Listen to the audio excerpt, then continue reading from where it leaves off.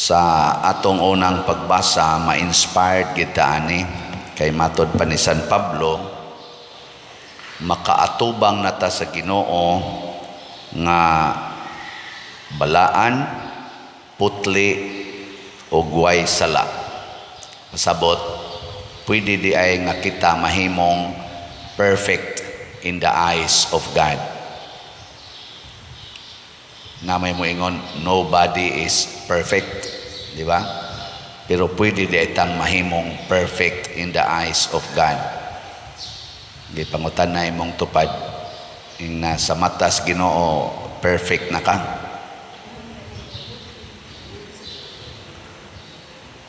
Kay pulos man kita sadaan, matod pang San Pablo, mga kaaway man kita sa Ginoo tungod sa atong mga sala. Pero naadi ay gihimo ang Ginoo aron mahimo tang perfect. Og unsa man na, nagpakamatay siya para nato. Ang kamatayon ni Jesus nga mao ang ikaduhang persona sa Dios, mao'y naghimo natong perfect in the eyes of God. Iya tang gipakamatyan, dili ni buhat sa tao, buhat ni Ginoo. Why usa nato nga makaingon sa akong pagsigig simba, siging liktor, siging pari, siging madre, luhod anang gikas pultahan nga ripadong sa altar, siging 2,000 Hail Mary, overnight vigil, alliance of two hearts, unsa pa na tanang igsasabong scapular, sagrado corazon, Dalia Milagrosa, pahinungdan gina tibuok gabi hangtod na gyud sunod adlaw, sigig yung rosaryo nga mao nay makapahimo natong balaan. Bisan gani ang atong mga maayong buhat dili makapahimo natong balaan. Unsa ra man gi makapahimo? Ang kamatayon ni Kristo. Sige, lingi ay mong tupad ing nagipakamatyan ka Ginoo. Ing ba? Kaya wala ba na siya mahibaw? Nagipakamatyan na siya Ginoo. Ingon ana ta kapinangga sa Ginoo, siya'y gahimo nato, kita'y nagsupak-supak niya, pero iya pagitang gipakamatyan. Na karon unsa ra may atong misyon? Unsa may misyon nato? Muilagid ta nga ang Ginoo maoy atong hinabang. Matod pa sa atong tubag sa Salmo, ang Dios mao gayod ang akong hinabang. Dili ang parlor mao'y hinabang aron munindot imong naong. Kay usahay ra ba magbudget kitag dako kaayo kay para gyud munindot unsa pa nang ubang mga paputi sa naong, patarong sa ilong, patarong sa ngabil, bisag unsa na lay gipangbuhat nya gasto gyud maayo kay maunay atong makatabang nato aron munindot atong naong aron daygon tas mga tao. Dili ang pagdaog sa barangay eleksyon og mga konsihal hasta na mga iski maoy atong hinabang aron ta munindot sa matas mga tao. Dili gani ang kanang pag-graduate nga summa cum laude, valedictorian sa atong pag-eskwela. Dili nang pagpasar sa board exam, bar exams o nya top notcher gyud nga maoy makatabang aron kita nindot tan-awon sa katilingban.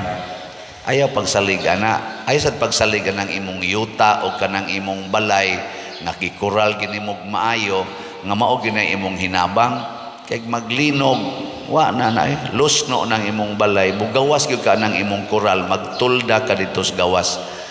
Di ba? Di na makatabang, masunog ng imong balay, na magpanawag yung kang tabang sa bumbiro. Kanang imong career, nga top notcher ka sa bar exam, board exam, tanawa o niya, madayagnos kag stage 3 cancer, magluhod-luhod yung ka diri simbahan, di gina kaali ni mo kanang imong pagka-top notcher, di na kaali, istoryahe. Kanang imong wealth, kanang imong kunuhay pagdaog sa pagka-barangay kapitan, bisag ka ng pagka-presidente sa Pilipinas, tanawag, mastro ka, half body paralyzed, magkabuang yung tawag o mga physical therapist para mutabang nimo, di na makakalakaw, agas panglaway nimo dire. Bisag presidente pakas Pilipinas, bisag ganing Santo Papa, si aning Saint John Paul II, kurug-kurugan itong kamot, agas panglaway dire, bisag Santo Papa, de kapugo ngay. Ngita gyud caregiver. Pare, sige pamaligyag slat, dako na kay halin, di ni makatabang. Mulinog lang lusno lang na atong building, lusno lang ning atong simbahan, kausara. Maggubat lang ning nasod nato og ang laing nasod. Sige na ra ba ni sila hana-hana og gubat na biyaan taning lugar din mga manood na mga langob kana mga naasuok-suok nga wa building. Kay gari kas building bubahan man ka ato manukso ka ng kakahuyan, wa nay balay, di na ta mangitag balay, kakahuyan atong pangitaon. Kasabot na mo, mahilingi ay mong tupad. Yung nawa ginay kapuslanan ang imong gihaguan karon. Yung nawa ginay kapuslanan. Kung way Ginoo, wa ginay kapuslanan. Wa gyud. Mao na siya. Ay gyud pagsalig ana kanang imong diet diha aron di na ka masakit na istoryahe. Hasta nang namaligya ang imong diet mamatay ra na. Kadiyot ra kay na atakihon nang butang-butang pag ana mga relo diri nga mag-monitor sa imong heartbeat, sa imong gidalion, sa imong lakaw ba silas lang ka, mamatay ra na hastang gahimo ana dugay nang nangamatay ang uban. Kun way Ginoo wa gyud kapuslanan, di ba? Nakaron matod pa ni Hesus sa atong ebanghelyo, sunda si David, sunda ang mga pari, sunda ang mahal nga Birhen Maria. Unsa may ilang gibuhat? Nagpakahimong sulugoon sa ebanghelyo. Matod pa ni San Pablo diri sa atong unang pagmasa, ako si Pablo nahimong sulugoon niining ebanghelyo nga giwali ngadto sa tanang mga tao. Sulugoon unta ta sa ebanghelyo, translator unta ta sa ebanghelyo dinhis kalibutan sa atong pulong ug buhat. Yes, mga sayop ta. Ako, siguro masakpan ko ninyong naaday ko'y kabit. Di ba? Luwa di batasa di Padresiano na amo di kabit di ay. Ana, sakop na muna ko. Unsa may inyong isulti nako? Kamong nakapalit og slat, unsa inyong isulti? Animal ding paria. Giilad lang di ay ta. Di ba? Sige, ako animal na ko sa inyong tanaw. Nya, madri pa gyud ang nakabit. Animal ding madri ha, di duha nakabuk. Kaaway na mininyo. Ana. Nya karon ang ebanghelyo nag-ingon man ang paghinulsol ug ang pagbasol nga mapaubsanon maoy dawaton sa Ginoo, dili kanang mga halad ug mga sakripisyo. Magbasol mamis madre. Magbuwag na ta. Sayop gini atong gibuhat. Nya maghilak dayon ang madre nga mobuwag. Sige Father, buwag na ta. Kay ang Ginoo labaw gyud nato. Ako sad hilak sa ko, nuguna ato. Sige, kana lang gyud kanang buwag na lang kita kay sundon ginatong Ginoo sugod karon.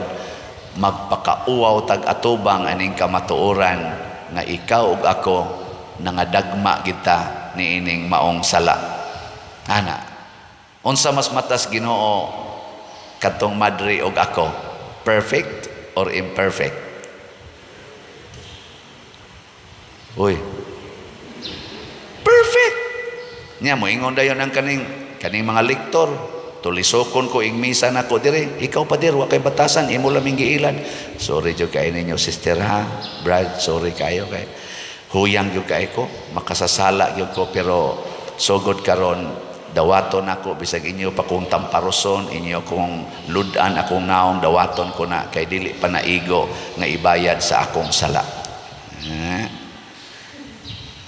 Kinsa may maimperno ron? Ang lektor. Ang lay minister nga nagsigig tulisok sa pari nga mahinulsolon nga nagpakahimong sulugoon sa ebanghelyo sama ni San Pablo nga niangkon, dili ko takos nagtawag og apostol sa Ginoo kay manglulutos ko. Gilutos nako ang mga nagsunod ni Kristo. Gipamatay nako ang uban, gipapriso na kong uban, pero karon nahimo na kong sulugoon. Apan dili ko takos. Iyan ang gisangyaw. Nahimo si San Pablo nga perfect. Gani sa iyang pagka-leader sa atong simbahan, gitawag siya og the pillar. Sila mang duha San Pedro, the two pillars of our church. Ngano man, kamaong magpaubos, kamaong magpaulipon sa ebanghelyo. Muna ikaw asawa, ang imong bana naghilak na nga niangkon nga naa siya kabit nga 5 na kabuok. Dawata kay perfect na sa ay sa Ginoo. Nya ikaw magsige kag kasuko niya kay imo gitong ihapon ang katong 5 kabuok kabit nga na disgrasya siya didto. Unsa may dangatan nimo? Nahimo na kang kaaway sa ebanghelyo, kay ang ebanghelyo nag-awhag man sa paghinulsol sa atong mga sala ug pagbasol ug paghigugmas mga makasasala. Nganong di man ka magpaulipon ni ana? Muna si David kay nagsunod mas Ginoo, nag-alagad mas Ginoo, wa makasa bisag ni kaon siya sa pan na supak sa balaod. Kay ang mga pari ray mukaon ato. Di ba naa maginiigahin nga pagkaon sa pari, no? Usahay mahapakan pag inang kamot sa mga bata kay labi nag-adto ang pari mukaon inig pista nya ang bata muhikap sa kanang namang sudan kuan ba giandam. Huy, para nas pari. Unang bata mulakaw in taong kusbot kay igdam buang ning pari. Mahapakan lang noon tani. Ako pa'y sige gukod atong manok kay paihaw karon di na ta kahikap nga luto na hinoon. Ngano man kay itagana gis pare. Pero kung nagsunod etas Ginoo, bisan ang pagkaos pare atong kanon di kasaoy. Panahon kuno sa adlaw ang ipapahulay, nagpuasa ang mga tao, ang mga pare dito sa templo siging kaon, wa kasa. Ngano man nag-alagad mas Ginoo. No, bitaw din kita sige tagbaligya aning mga slots, di gini sala. Ngano man ato maning ialagad sa Ginoo. Na imo ingon ako, Pader, imo ginang isingit ng imong slot. Mura na jud kag na maligya, mura kag negosyante. Nako, waoy, inyo ra nang hunahuna kay gialagad manis Ginoo, dili ni sala nga atong word nga pamaligya kay wa man ni ginansya, pulos man ni siya, unsa man ni? Pulos ni siya kapital. Tanawa unsaon paginansya ana nga dako pagitag bayron noon sa atong kumbintong gitukod. Ikahuman sad ana, wa hunong man sad ni ato mga slat-slat. Ana hunong naman gani kay ato man gisiguro kining umaabot nga dakong event sa atong Archdiocese. Kita yung mo host sa National Retreat for Priests karong November 7 to 9. Nya kuwangan og mga 10 million ang atong budget. Mo na karon atong gi-raise ning 10 million na maligya tag holy pads. Unsa man ning holy pads? Holiness, peace and divine salvation. Kay ang tema ni ining maong retreat sa mga pari, priesthood, a call to holiness. Unsa may tan-aw ninyo namo mga pari, balaan o bulaan? Balaan o buangon? Ang sa inyong tanaw. O gusto mo nga mabalaan ang pari, paapilas retreat niya aron makaapil palitig slot. Di ba? Salamat sa namalit ha. Namaligya tag 100,000 ka holy pads. Anya tag 100 pesos per slot. As of yesterday, ang atong halin niabot na og 17,688 ka slots. Patpat. Para nako maoning mga tawhanang namalit ang miila nga ang Dios gyud mo ilang hinabang. Kay kanang uban nga ang ilang hinabang ang ilang kwarta, di gyud mo palit. Kay ang ilang ang kwarta mo ilang hinabang. Salamat sa namalit. Unya sa ato sang special slot nga natapos gahapon ang atong gibadgetan para sa atong 10th foundation anniversary ug sa ato sad nga pagsaulog sa birthday ni Mama Mary. Malampuson sa kayong atong pagsaulog ngadto sa mga kapilya, sa mga eskwelahan ug dinhi sa atong simbahan. Salamat kay tanan nga ni-facilitate, salamat sa mga pari nga nagmisa na maligya sa taadto og 9,000 ka slots. As of yesterday, ugma na ni ang final nato nga counting. As of yesterday, ang atong naihap na halin niabot og 9,507 ka slots. Pakpak. Nindot na kayo ni, nasubrahan, ato pa ning kwintahon, ato ning ikwinta ugma pohon kung pilagi atong nadawat, pila say atong na-spend para nining duha ka events. Nya sa ato sang 10 slot challenge, kadtong tagnapo ka slots nga tag 100, as of yesterday, nakadawat na taog 1,507. Pupariha man arin dias ubos wa ba kanay masayop pero man 1,507 ka 10 slot challenge nya ugma sa ni nato ihunong kay adto raman sa ning gahapon gihunong ang atong 10 slot challenge. So kini siya tag 100 pesos imong iserbisyos Ginoo atong tipo-tipoon isip mga simbahan nga nag-alagad og nahigugma sa Dios mahitabo gyud nga malampuson ang dagkong event sa atong simbahan nga makapalambo sa atong pagtuo mao na gikinahanglan sa Ginoo nga atong tabangan nga ang mga kalihukan sa simbahan sa pagsabwag sa pagtuo o pagpalig-on sa pagtuo maoy atong tabangan dili nang magsigitag sabwag anang mga TikTok lang diha nga palit siksi-siksi sa lawas pagwapagwapas naw pagwapo-gwapo patsoy-choy sabwag anang premarital sex anang sabwag anang porn sabwag anang mga sugal online sugal turti na gyung kusuga maunay atong hunongon nya maningkamot ta pagsunod sa Ginoo mahitabo ra gyud ning tanan kung mahimotang sulugoon sa ebanghelyo. Sige katapusang lingi sa imong tupad. Ingna. Sugot ka, mahimo ka na kong sulugoon. Ingna. Ingna mo sugot ka nga mahimo ka na kong sulugoon. Di mo sugot. Niingon ra ba si Kristo, higugma imong isig katao, samas imong kaugalingon. O di magpasugo jud ka nang imong isig katao. Wa ka mulingi, peligro ka. Sige, manindog na ta.